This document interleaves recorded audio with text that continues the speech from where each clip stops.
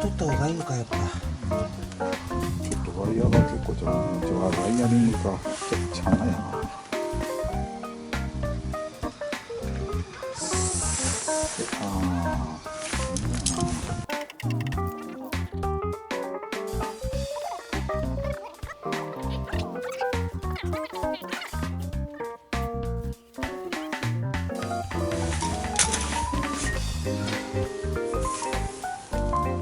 なるほどね。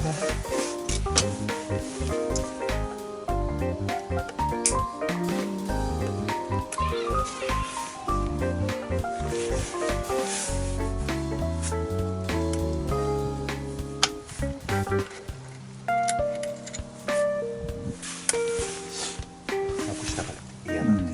刺しとった方がいいな。あ、そっち刺しとく。こいつをこうして。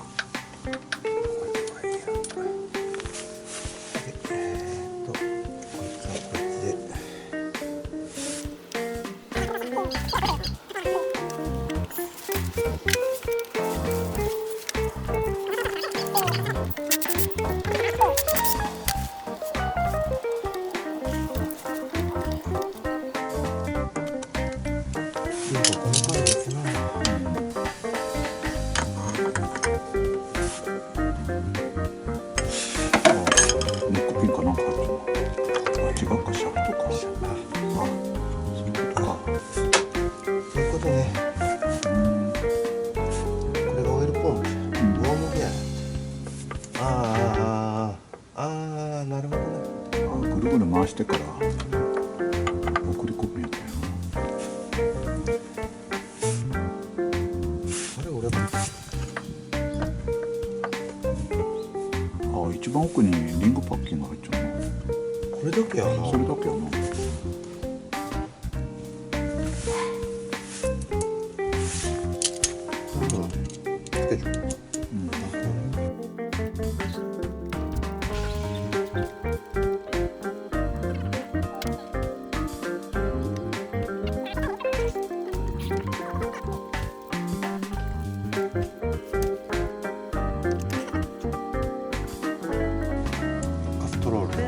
レーシングトゥースというか、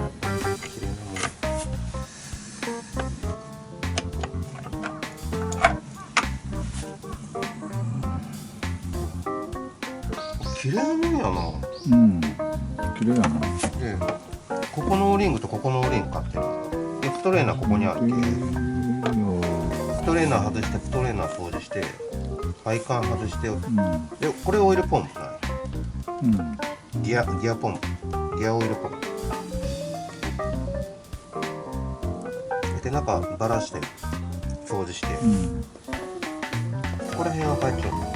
ここのオイルシールも新品買ってるし、パッケージも新品買ってる。ちょっとこれも新品買っちゃうのは買っちゃう。